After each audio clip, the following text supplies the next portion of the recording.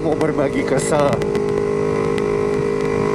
Tadi gue lagi kerja, lagi gambar, terus tiba-tiba gue dapat kabar kalau salah satu teman gue di Manggarai meninggal karena COVID. Ini penyakit tai banget emang. Gila, gue sampai gak bisa mikir, soalnya gue tahun lalu baru ketemu dia. Dia punya anak masih kecil-kecil 2, kalian bini 1.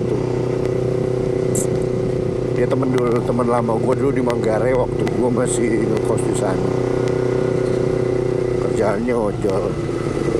Jadi gue dapat kabar dari anak-anak di sana,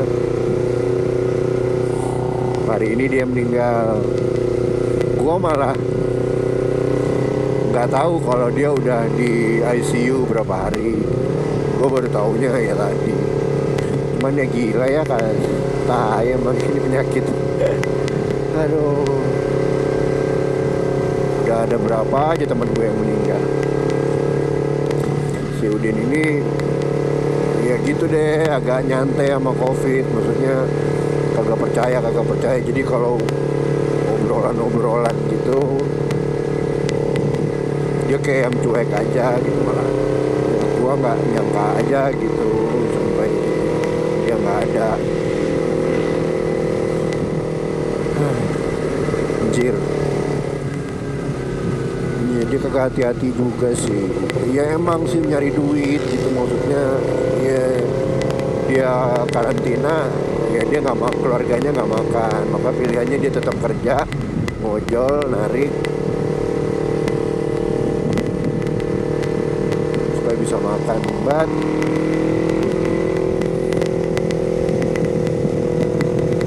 ya resikonya begini. Gua mestinya sih kalau kerja ya tetap pakai masker, tetap cuci tangan. Ya susah juga sih begini-beginian, aduh gimana ya, serba salah gue. Tapi yang pasti ya udah positif, udah kena gitu, keluarga udah kena. Gila, sampai diem gue, otak gue langsung busut. Aduh, parah ya.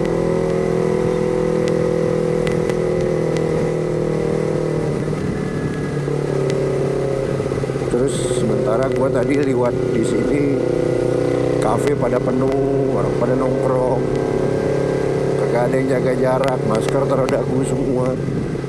Pelayan-pelayannya pakai masker hanya supaya kalau ada pemeriksaan dari petugas dia bisa kelihatan pakai masker, ikutin aturan. Bisa di musuh kagak. Capek nih.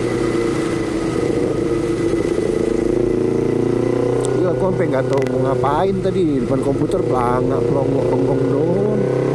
Makanya akhirnya ya udahlah, gue coba jalan deh gitu. Gue siapa tahu kena angin, otak gue bisa legaan gitu.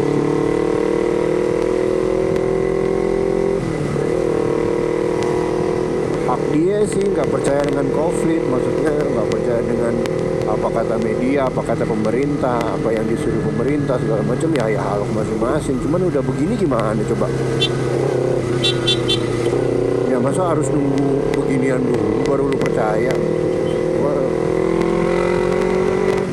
ya kan nggak bagus doa kayak gitu. Gue sih berharap ya nggak ada yang kena lagi gitu. Tapi gampang kok, cuma cuci tangan.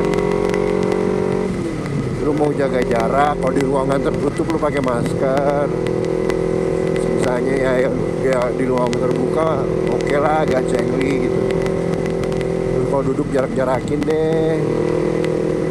Ya, gue juga nggak tahu pada kenyataannya COVID ini ada apa pada realnya ya, karena gue bukan tenaga kesehatan, gue bukan saintis, gue bukan orang pemerintahan.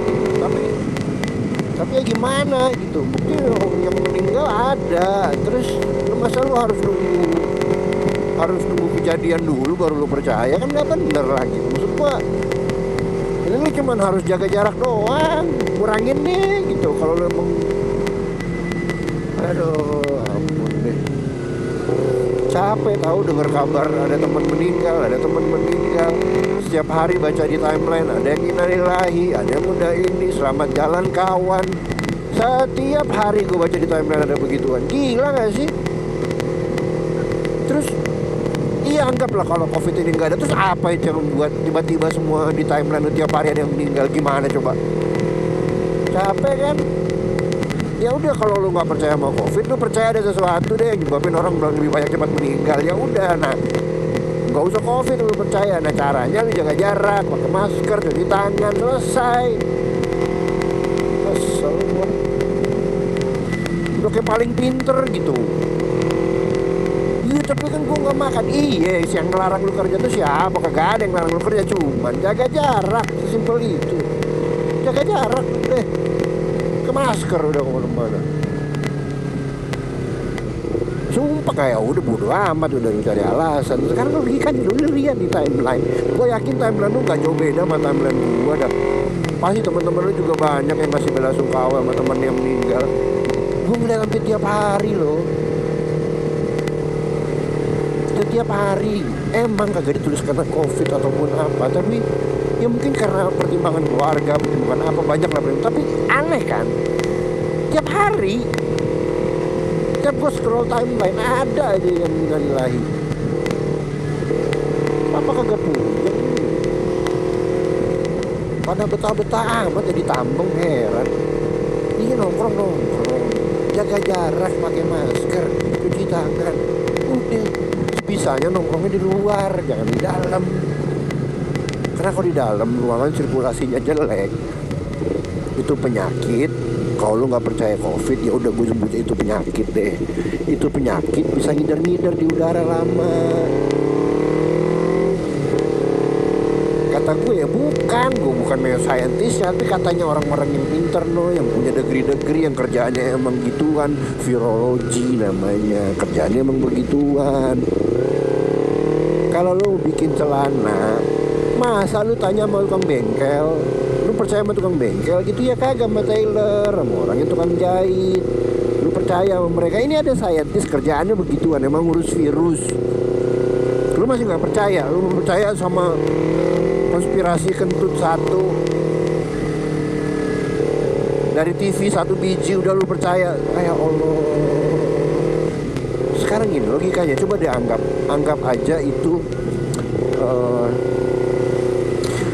itu konspirasi bener. Anggap aja deh itu konspirasi bener.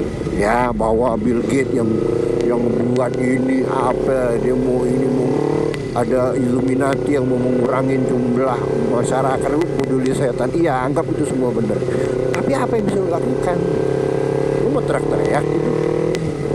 Lu bisa gitu mau Bill Gates ke hukum? Ya kagak. Tapi yang jelas penyakitnya udah ada di dekat-dekat kita.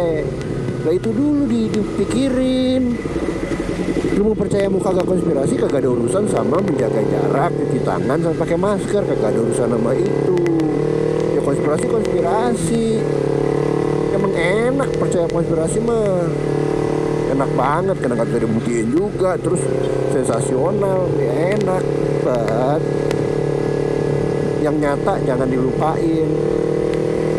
Yang nyata itu ya udah penyakitnya lagi ada di keliling kita. Udah jaga jarak, pakai masker.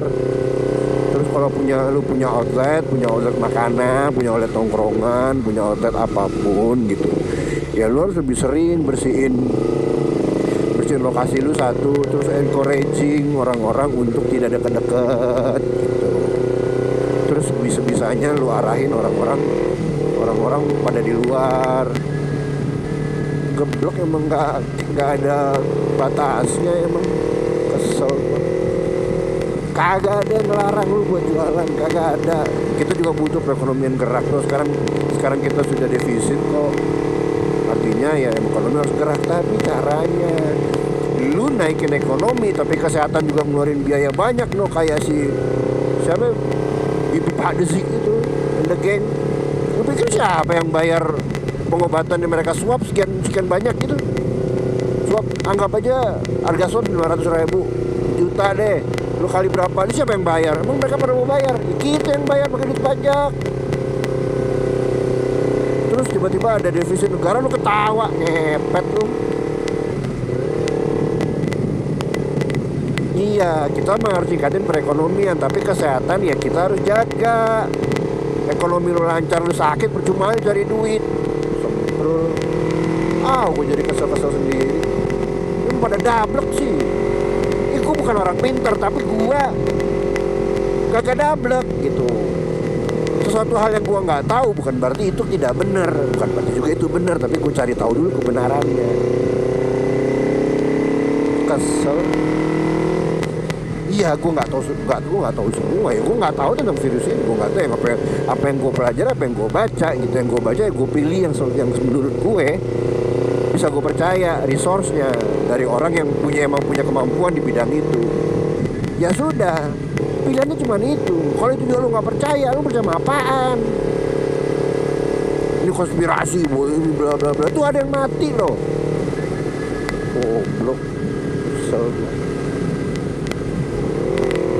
Ya semua juga lagi berat, maksudnya masalah duit ya. Lu kata emang abang ojol doang yang lagi berat nyari duit, malah mereka sekarang yang enak karena banyak orang yang take away, banyak orang yang order GoFood, Grab food.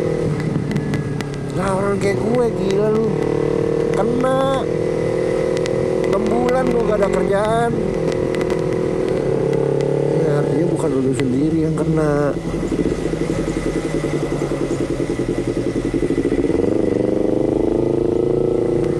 Ya kita pelan-pelan mulai ngirit, mulai pelan-pelan ada pekerjaan yang jangan dijor-jorin kayak sebelum pandemi. Ya mulai ditabung, mulai dihitung berapa sih pembiayaan segala macam. Karena begitu ada vaksin juga belum tentu langsung biung gitu, langsung tiba-tiba balik normal kayak kemarin ya kagak. Ya namanya juga satu dunia loh kena, gila ya. Masih aja lu mikirin diri lu sendiri, heran. Iya emang masing-masing orang memang beda, financial itu emang beda ya pasti. Cuman ya kitanya mesti berubah. Ya gue juga gitu, gue dapat rezekinya. Ya apa yang bisa gue bagi ke temen yang gue bagi sesuai dengan kemampuannya. Terus ya udah gue mulai kencengin, banyakin persentase nabung gitu. Dari dulu memang juga gue nabung, tapi sekarang gue banyakin persentasenya. Karena gue tahu COVID ini bukan COVID, kondisi impact pandemi ini nggak bakal breng aja hilang gitu. Enggak, dia sama kayak krisis 98 tahunan untuk balik. Lagi gue bukan ekonom yang gue bisa mastiin, tapi gue ngalamin tahun 98 krisis ekonomi. Ngos-ngosan, nyari duit susah, semua proyek diambil sama yang kolusi dan korupsi itu, karena ya dia juga rebutan proyek. Nah kita yang kecil-kecil makanya receh-recehan, di samping itu pun rebutan, susah. Mau nongkrong kalau nongkrong itu kayak bagian hidup paling terpenting dalam hidup lu, ya nongkrong sono silakan, ya nongkrong aja. Cuma tinggal pakai masker, menjaga jarak udah aman. Pilih tempat di luar, banyak nongkrong tempat di luar. Segitu kangen dia tuh sama temen-temen.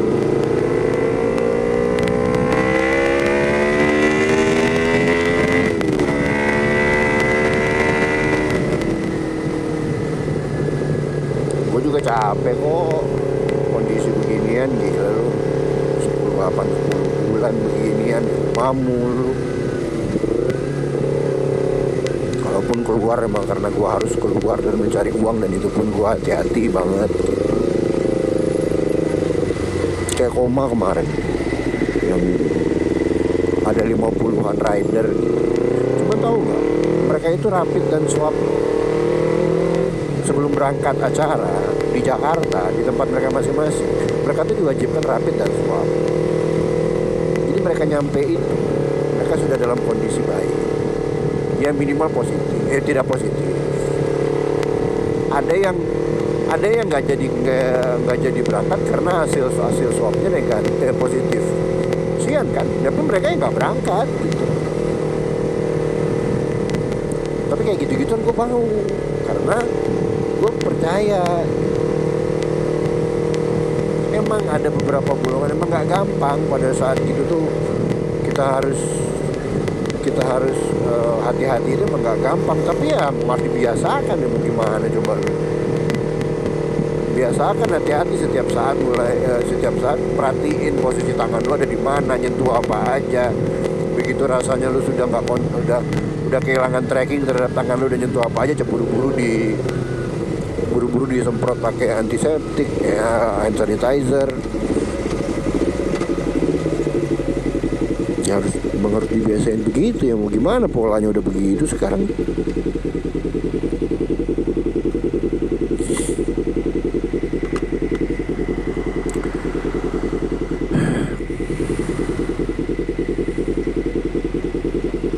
Ya kalau kayak koma kemarin yang di Bukit Tinggi, kayak gue mau.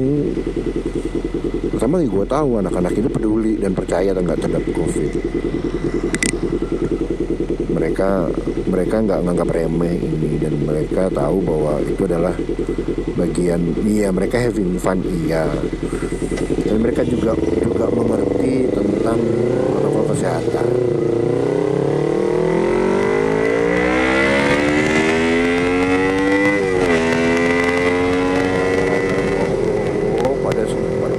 Tampung apa sih susahnya ngikutin? Nggak akan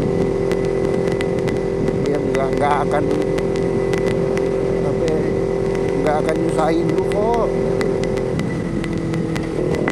Tapi ntar ujung-ujungnya lu nyusahin pemerintah. Lu kata perawatan begituan murah apa?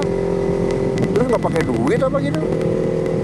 Ya kan ditanggung, bla bla bla. Iya, lu pikir yang nanggung siapa? Gue pakai duit pajak yang gue bayar. Terus di rental defisit lu marah-marah, minta gak becus. Top lu anjing.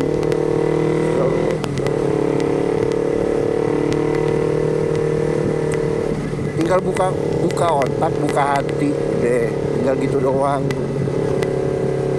Dan kepinteran. Gak susah kok, gak kepinteran.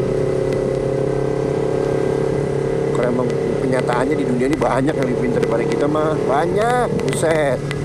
Lu mau master di bidang apa aja, yang lebih pintar pada lu banyak. Bukan orang lain. Kalau lu sakit lu bisa nularin ke orang lain, ke emak lu, bapak lu, nenek lu, kakek lu.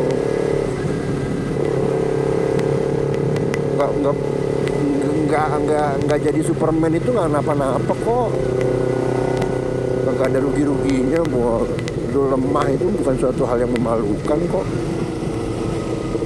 Takut banget gitu dibilang cemen, dibilang apa. Wah, lu kata-katain gue cemen, gue bodo amat gitu.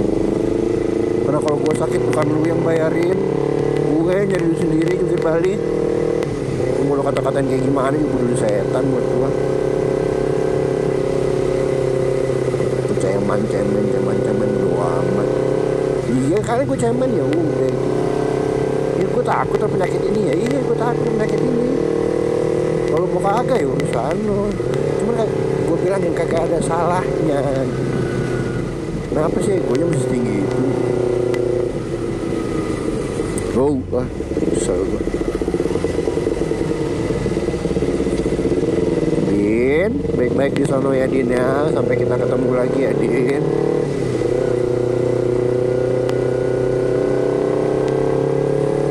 Insya Allah anak bini lu ntar ada yang jagain kok, insya Allah. Ya udah, yang penting lu udah tenang di sana, lu nggak sakit lagi ya. Sampai kita ketemu ya.